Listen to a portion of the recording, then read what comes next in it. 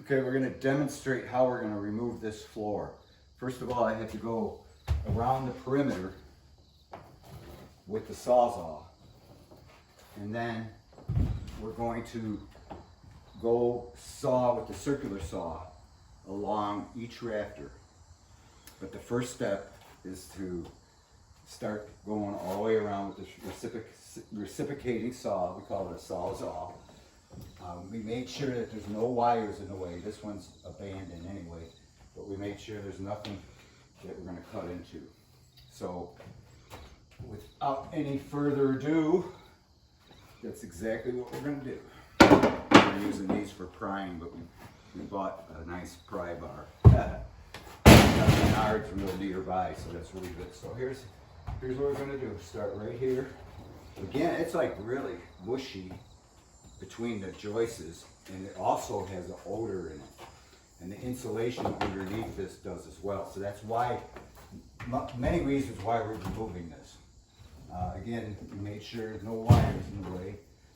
And we have a short blade in here. I'm going to cut along the whole perimeter.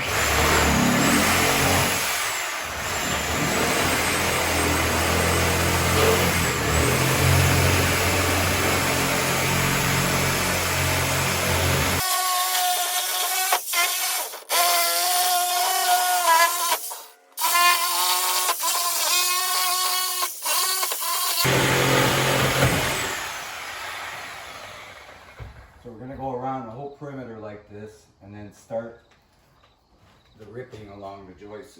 And again, you can see the joists on this side, but in order to find the joists at the end of the guide, I'm going to use this as a ripping guide for the saw. Once we have, the distance between the platform and the blade, and that's how far the guide will go. So right about there. And we'll measure. I don't have my tape on me, but we'll make sure where the joist is here. Make sure we're just missing. Right there, we're getting it. And right here, we're just missing. So I want to measure off of where this hole is. The same distance as the platform down there, and then we'll screw this in and use it as a guide and come on through along the joist. So with that, I'll get my tape measure and we'll get this plug out of the way. Platform and to the saw blade is 5 inches. So that's where you're going to go 5 inches off of here.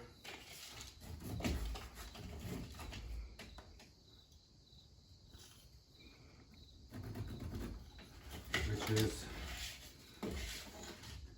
21.5 inches off the wall. Again, you got to be very careful here. 21.5, pretty much got set good, good right there. Double check and make sure this is 5 inches, which it is. Certainly close enough. We don't want to get right next to the joist, but real close to it. So we're gonna screw this bad boy down. So we're gonna screw this guide down. I got a screw in already. So we only need 2 screws, one at each end. Doesn't matter where. Okay, and then we're gonna get this saw plugged in.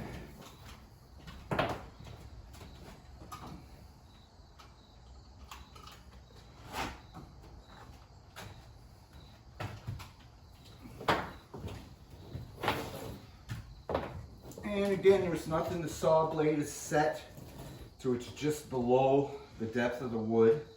So, and if there is anything under the floor, we won't hit it, but we've already thoroughly checked. In fact, we're going to be rewiring this whole place. So really the wiring, even if it got cut, it's not really a concern, but it should, you don't want to hit anything. So we make sure everything's clear under there. So here we go. I'm going to plunge this in because my guide didn't go all the way to the end, but that I'll freehand. Same with that end. So here. Here we go, I'll plunge it down.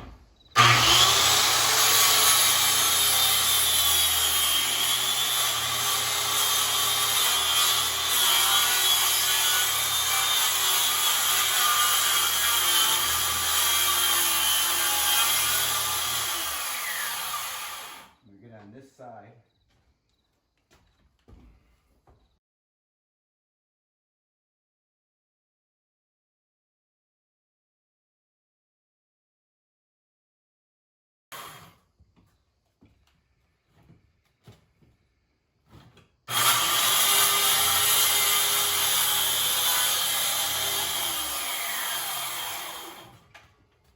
Okay, now I'm going to freehand this side, and I should be wearing earmuffs, usually I do, but see how that's given away already? And then once this perimeter is sawzalled, and we cut along every joist, just like that, then it, we'll show you just how easy it is. Once all these are cut, I'm going to cut along every joist just like this one. On the left side, on this side of the joist. And then that way, I'm going to finish this cut through, and then that way it's very easy to lift out and remove with a little bit of leverage. You can see we use this board as a guide for this saw. And the purpose of this is to cut along the joists, just along, maybe a ½ inch away. And we're going to see how we use this as a guide. Cut all the way across, and then we're going to do the same thing on every single joist.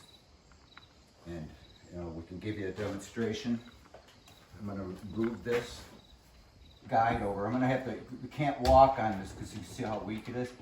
When I do the next one, this piece is going to be weak. So it's going to be wind up straddling the joists by the time we get over there. But take this guide out. It's not really precision work, but it's because this is all demolition. So generally speaking, these pre-manufactured homes, everything is on center. So we can probably just measure 16 inches over for our next guide. Okay, we're going to go 16 inches over.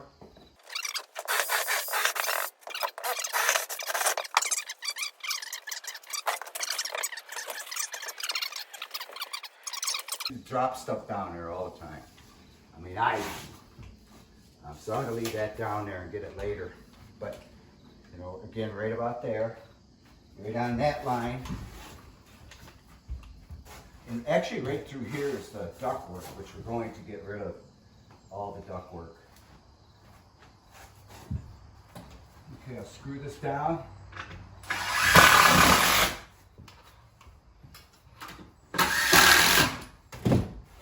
Cut, again, the blade is just as deep as the thickness of all this.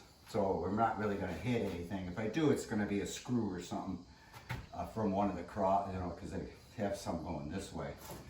But I missed all the screws on that one, so maybe I'll get lucky on this one. All right, make sure the cord doesn't get hung up on anything. These are going to be, we're going to rewire the whole place eventually. So here we go. I'm going to plunge in. I have to lift the front of the saw to go over staples and things.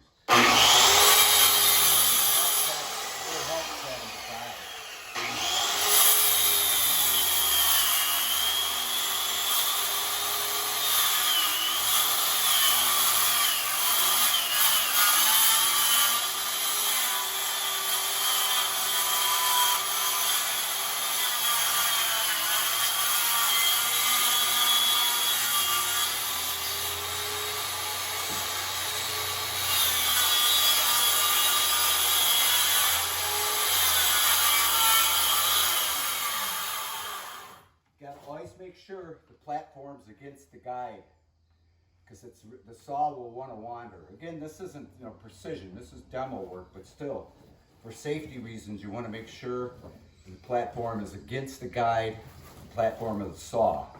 So here we go.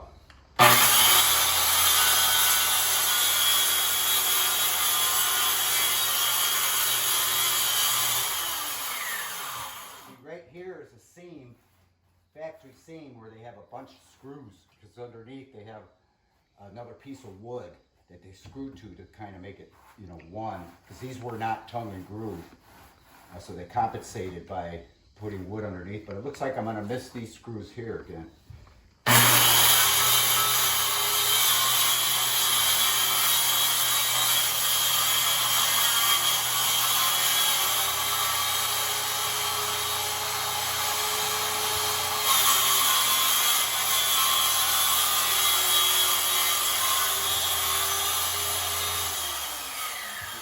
Right here with a bunch of screws.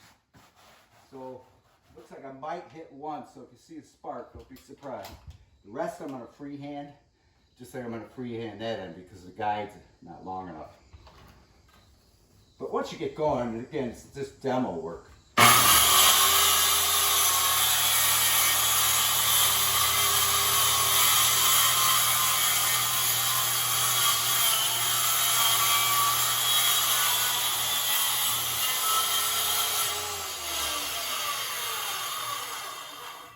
And then I'm going to freehand this end. You can see how this is already loose. See that? Just like it is over here. So the piece will come out really easy. It's kind of a nice trick if you ever had to remove a floor, because believe me, there's nothing worse than removing floors. In fact, Mary and I have been putting this off for a long time.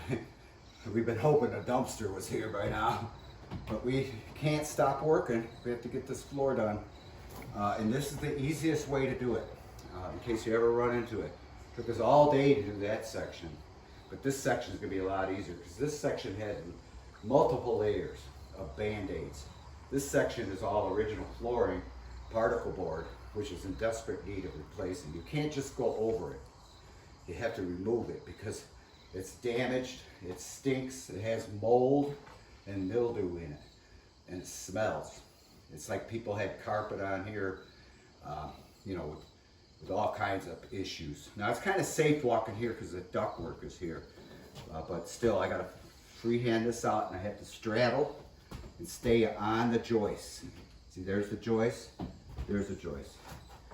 So I finished this one out here, freehand.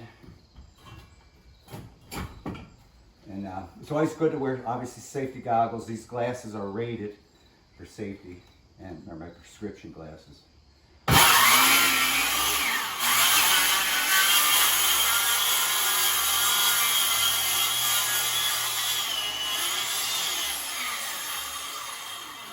right. See how that's all ready to. What we're gonna do is pull up and pry, and it comes right off of the joist. Of course, the screws are gonna stay, but I'm going to remove all the screws after the particle board's out. As we were talking before, I showed you and demonstrated how an effective way of removing a floor by cutting along the floor joist. You know, maybe a half inch away. And as you can see, we did that. We completed that task along every floor joist. We've already removed 2 of them. These were more difficult simply because they were closer to the wall, and we couldn't quite get the full leverage on the wrecking bar. So, and normally you can't stand between the joists, but I can here because underneath the duct is the main rail. Now if Mary can show you the main rail over here, that's the same main rails over here. Because you gotta realize this was a trailer, obviously, and they towed it here. So it has these 2 main rails with the cantilever brackets on off the side, and that's what's sagging down. There's too much weight on them. That's why it's getting jacked up around.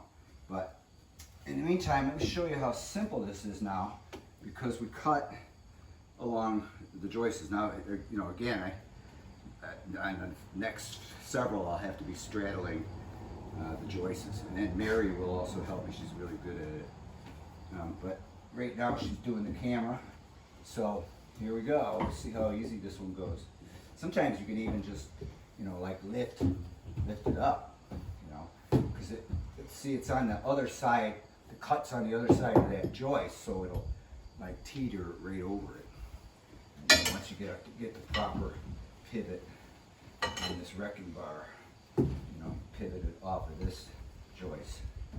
Again, I'm fortunate I can stand here, because right here is that main rail. Otherwise, I'd have to be standing here. But sometimes, like if Mary was with me, we'd both be working along here and getting this to pop as we go down.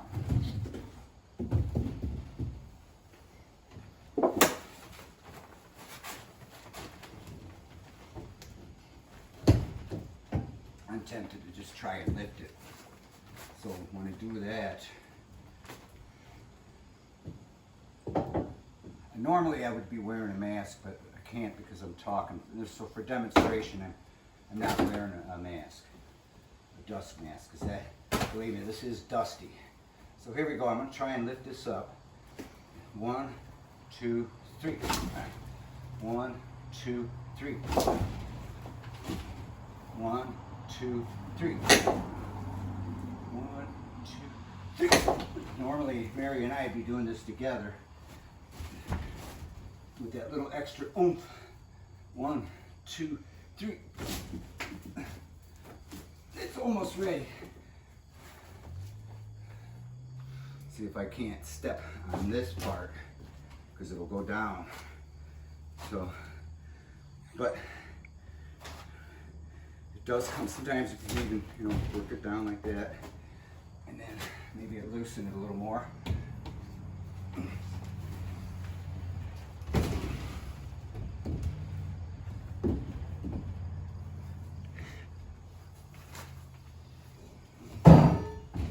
One, 2, 3. There we go. See how that is? And then right here is all the insulation. Right here is a cross member that you can stand on as well. But this is all goes down to underneath the trailer, which we're going to spotlessly clean and get rid of this smelly insulation.